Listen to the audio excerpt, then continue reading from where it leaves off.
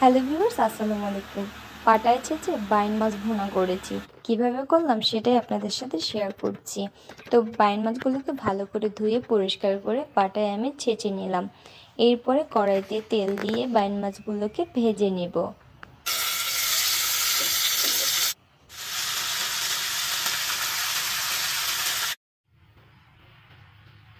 ভাজা হয়ে গেলে কড়াইতে আবারও তেল দিয়ে দেব। এরপরে দিয়ে দেব পেঁয়াজ কুচি।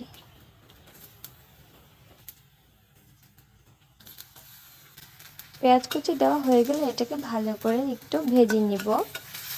এরপর দিয়ে দেবো আদা বাটা, রসুন বাটা দিয়ে এটাকে একটু ভালো করে ভেজে নেব কিছুক্ষণ।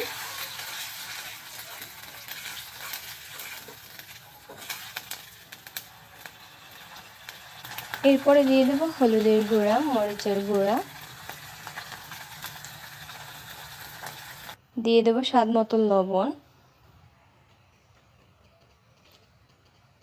এরপর একটু নেড়ে নেব।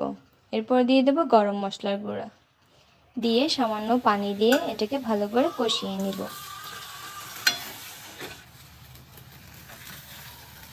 এরপর দিয়ে দেবো টমেটো।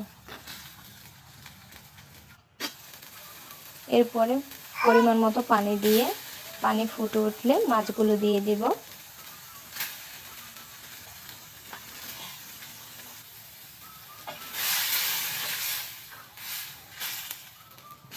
মাছের গায়ে ঝোল লেগে আসা পর্যন্ত জাল করে নেব। ব্যাস হয়ে গেল বাইন মাছ ভুনা।